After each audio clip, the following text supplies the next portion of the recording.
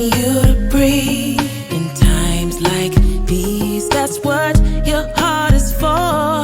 Continue to breathe. Continue to breathe in honor of your brother. That's what your heart is for. Welcome to Your Voice, Your Story. Co-pastor of Living Water Vineyard Church. I'm Ryan Johnson. Thank you so much for joining in. Be sure to please subscribe. So, kind of a section we're doing now is diversity within church culture. And so I know within Vineyard, part of the movement, we're part of there's vineyards all over the world. It's been a hot topic, and I think it's a challenging topic for different churches to kind of mesh together and still not lose their identity. And so I have Gisel Wilson with me, Leon's wife, a previous video we did. And so she's a kids community director. She's married to Leon Wilson and a mother of two awesome boys who I've got the privilege to spend some time with. And so I just wanted to kind of ask you a few questions, since this is an interview. Just tell me a little bit about your background. Okay, so I am originally from Maryland. I went to school in North Carolina. I got a degree in forensic science. Oh wow! Bachelor's in forensic I never science. realized that. Okay, Yeah, cool. very weird. But pretty much now I just had a change of heart, and I just haven't. I wasn't able to just go down that path anymore. I just had to. It's just something in me it just changed, and then I just found that I couldn't do it. I couldn't do that anymore. So now I just I had gotten married right out of college, and then we immediately moved to the Bahamas, and so I lived there for 4 years. Then I came back here we came back to the States and just transitioning. Straight out the gate, I got me a job. I just, looking for anything when you're coming back. Sure. And I got a job grooming dogs, and that's what I do for a living now. And then like a few years ago, I was called to be the kids community director over at my church, being a community church. So that's pretty much it. Yeah, it's interesting because actually the second question I was going to ask you is kind of, I love to hear about people's experiences in different cultures. And so, you talk to kind of the African diaspora and people moving into the African American culture, right. But you kind of did the flip. Yeah, I did. Tell me a little bit about what it was like. I mean, you were married to the Bahamian, right? But what it was like, kind of moving from the States into the their Bahamian culture. Yeah. So it was definitely a culture shock. Wow. Okay. I didn't expect it to be any sort of culture shock. I figured they're black, I'm black. We're all black. It's good, Right. But it was there are definitely some cultural differences from the African American experience here in the United States versus their experience over there living on an island, because they're literally on an island. We lived in Nassau, which it's the capital, but it's like so tiny. Like the majority of their population is in Nassau. And the island life is so much more just laid back and just we'll get it done and let's just, time is like non-existent. So it's a lot of different, the cooking is different. Like they have similar dishes, but it's done, differently, and then everything, it's just different. Just, they too have that similar black experience, but it's just a little bit different. You know what I mean? You don't expect it to be. It's like little subtle differences that you're just not expecting, but it's there, and it was a little jarring to me. Like, because even in regular relationships, trying to blend two people together is it's difficult because you're one person, you've had your own experiences, I'm one person, I've had my own experiences, and then putting that together, it's just, if you grow up culturally with the same. It's a little bit easier, you know, you kind of know the do's and don'ts, and but him having this slightly different cultural experience, it just took a little more finagling, as I say, to yeah, no, nothing about that. Actually, I'm married to co-pastor who's African American. I guess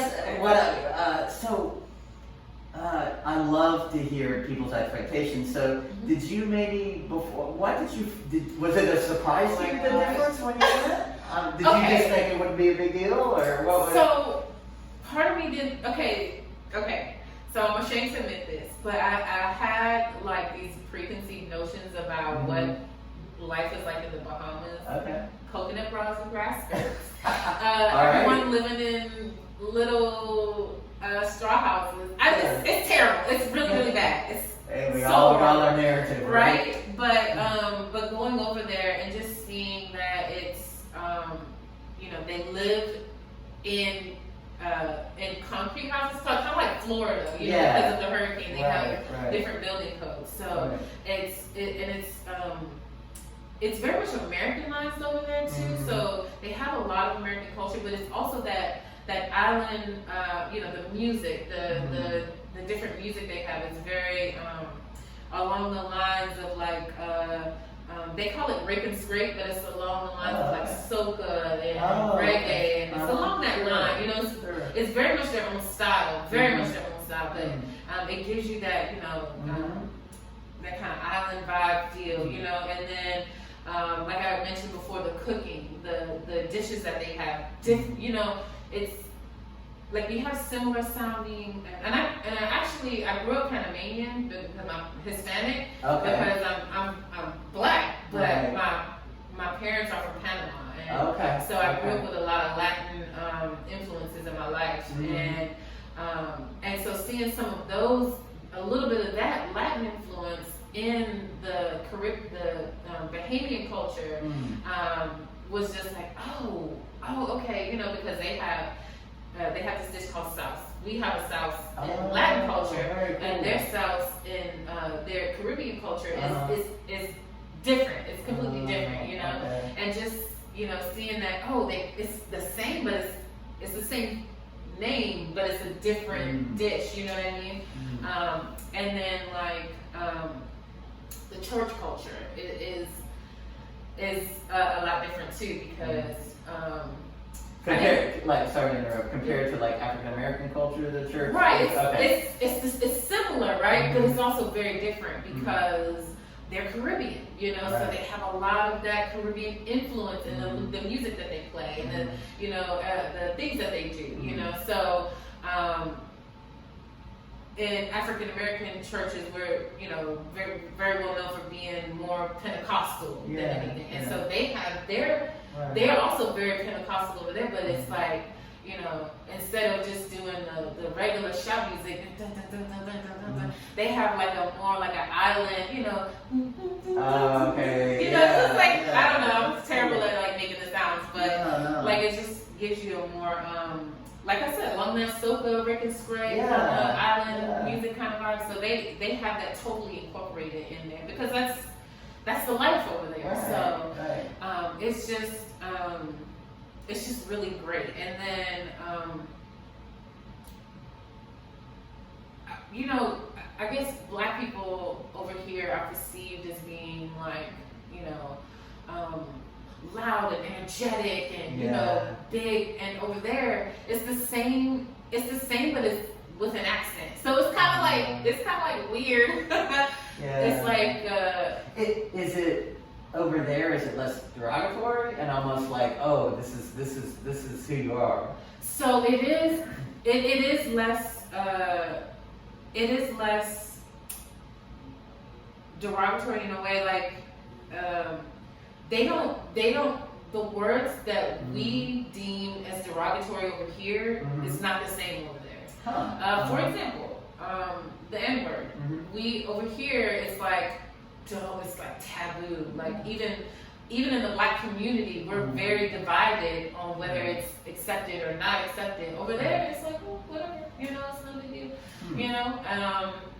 and some of the words that Black people over here as Christians would think, oh, we can't say that. Like Black people don't say that, you know, or as a Christian you don't say that. Okay. You know, over there it's like, oh, this is just a word. It's not. There's no negative. You know, if the pastor says on a pulpit, nobody flinches. Nobody's like, the pastor just said that. How dare he? You know, where over here we would be like, somebody need to get him out of there. He needs to get out of there. But it's you know, just those little tiny subtle things where you're just like, oh, everybody's okay with this? Oh, okay, then I'm okay with it. So just watching people's reaction. Exactly. That's Yeah. interesting. So yeah, it's very interesting. It's very way more interesting than I thought it was going to be. And how did it feel, kind of going from kind of a minority to jumping to Bahamas, where I mean it's very, very, you know, I mean African descent is really the majority there. It is. How do I put it? It's good and it's bad. Because you see that, you know, over here we can use skin color as our divisive, you know, as our divisiveness, you know, to divide us, and you know, have different levels of humanity, so to speak. Over here, but over there they can't use race, so they use something else. You know, they use your what's the word I'm looking for? Your origin of birth. You know, where you're from. Oh yeah. You know, where you were born. You know, they use that over there a lot.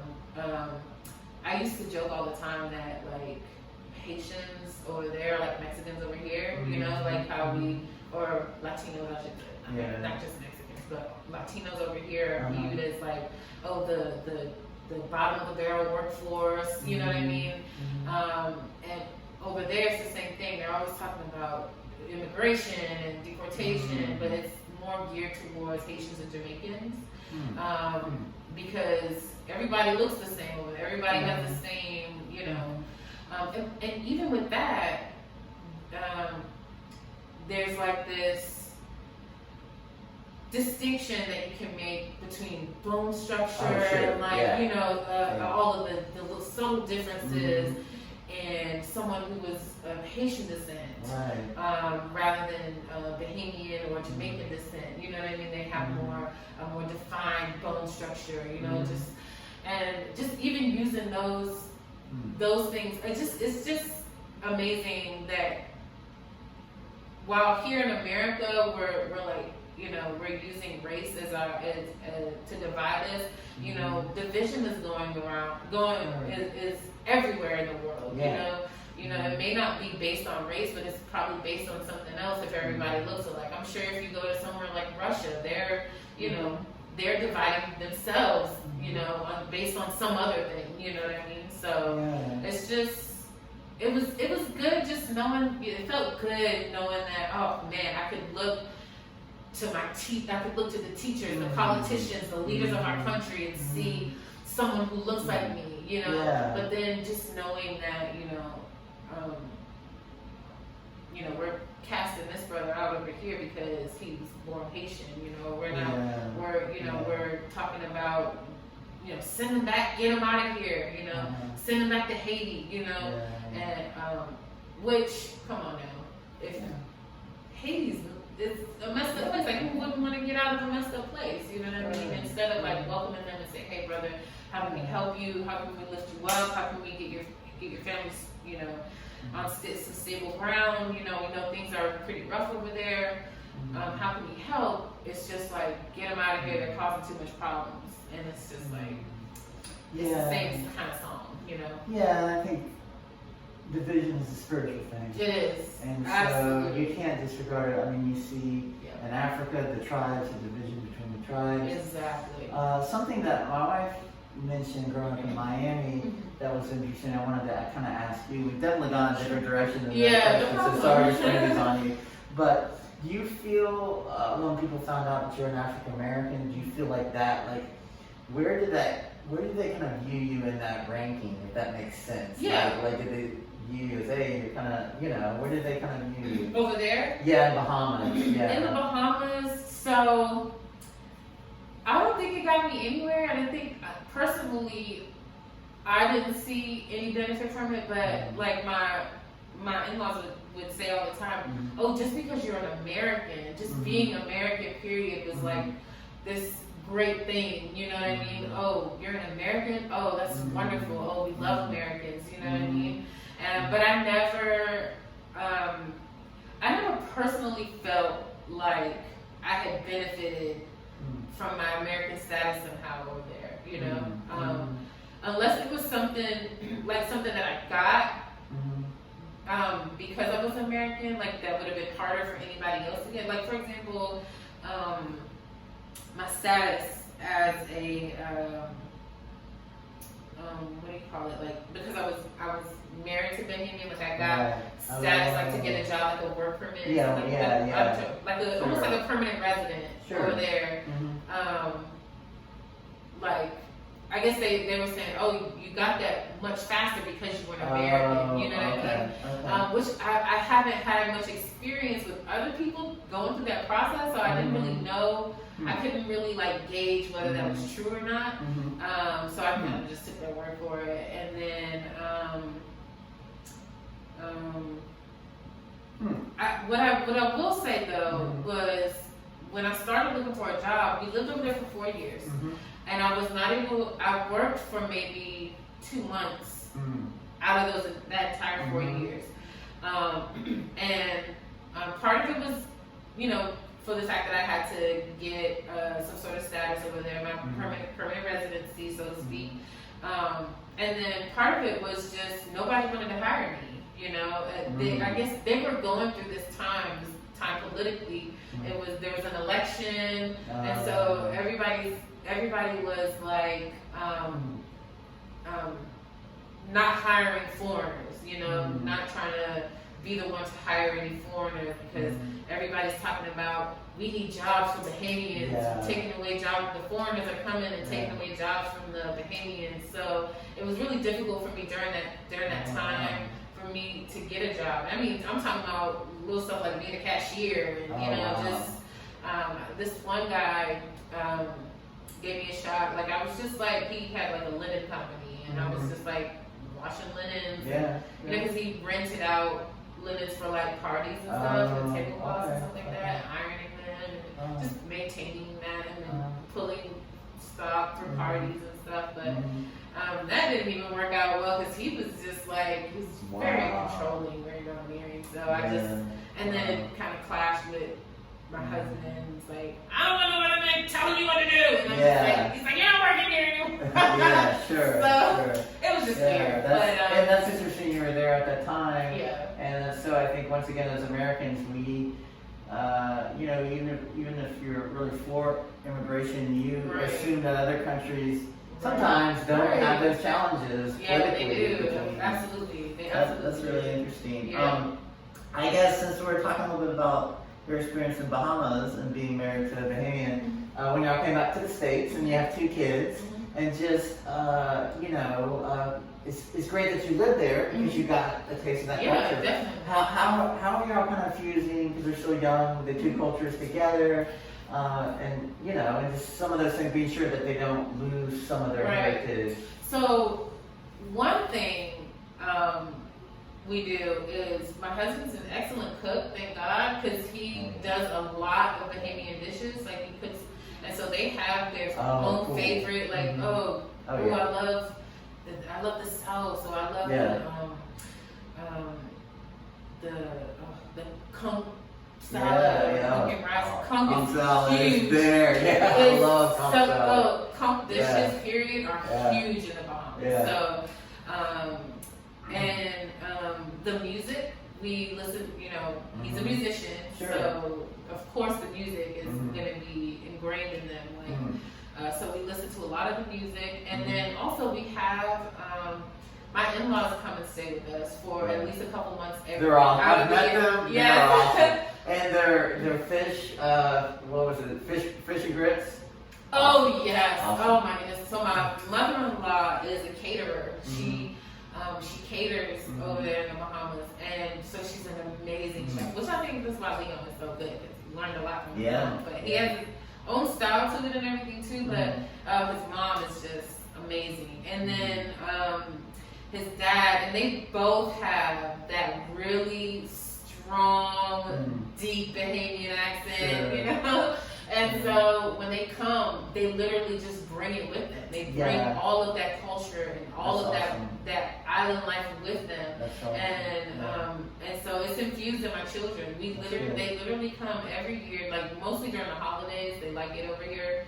They actually like the cold over here. I don't know why. It's not like up north cold, so I guess they're okay with it. But they bring all of that culture with them, and it's just being poured out all over the children. So, which I think is important. Even my background being Panamanian, well, my parents being Panamanian, having Latin heritage, I try my best to incorporate that because I'm sure you know Jasmine. I'm taking care of my now 15-year-old sister. She's been living with me now for about 4 years, and she was born and raised in Panama. She came to live over here in the United States at the age of 11, and then at the age of 10, sorry, and then she came to live with me at the age of 11. Okay. That's a long story, but even making sure that I am including her culture, including her heritage, our heritage, in our family life is important, you know. So making it's a lot of times just making a conscious effort to listen to that music or cook that dish or watch that show or you know watch that video or show you know so that you're not so far removed from the culture. And it's interesting. We've got a few more questions, but that's a good segue to the next question. Sure. Because your kid's community leader, and then of course it's awesome. Leon is backing you up. Yeah, which I think is just amazing. To see him do that. Yeah. And so with your background, right, and then with Leon's background, of course, and your sister's part of that community too. It's kind of like you're already kind of bringing a little bit of that, you know, that African descent kind of thing going on. Right. How have you kind of navigated that within this? Because I know the church, BCC, has changed a little bit. Yes. But it's still mostly white. Yeah. And how have you kind of tried to expand beyond just the African American thing, but you know, just culturally, this whole African diaspora, right? Right. So that's a very good question because. And I dropped that one on her, so. No, it's cool. No. Because I've just been thinking like, how can I incorporate all of my,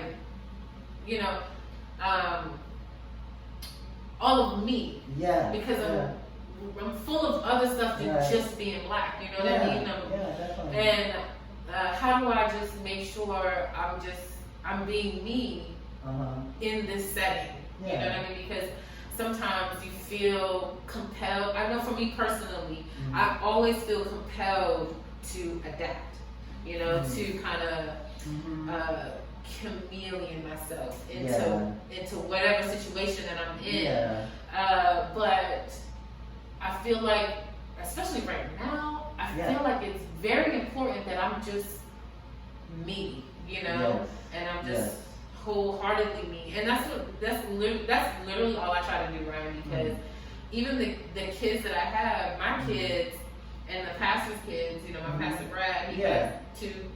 He's adopted 2 children that are black, and I just literally just try to be me, and all that comes with, I just try to be me. So, like the way I talk, my attitude, and I say attitude loosely, like my persona, my personality. I try not to dumb it down because I'm around predominantly white people. You know, I just try my best to just be and express myself the way I would express myself in any setting. You know, Sure.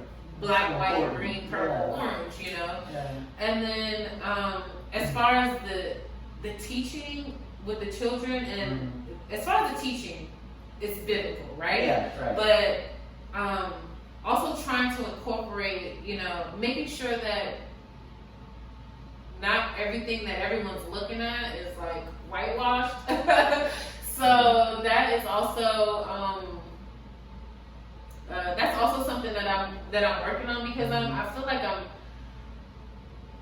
everything just keeps getting crazier and crazier ever since I took on this role, because the kids community was never something that I aspired to. Like working with children was never something I thought that I would be called to do, because I thought it was so difficult. I was like, oh my gosh, Lord, that is just woo.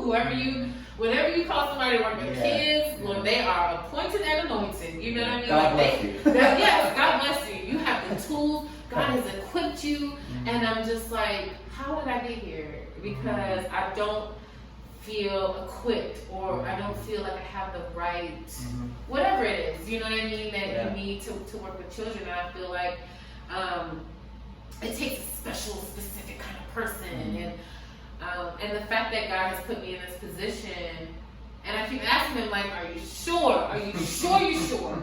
And he's like, yeah, I think I know what I'm doing. And I was like, okay. You mean the pastor? Or? No, I'm talking about God. Oh, okay. Sorry. Yeah. This is a conversation Yeah, he that I have definitely with know what him. he's doing. Like, yeah, and I'm just like, because I just never imagined myself in this position. And then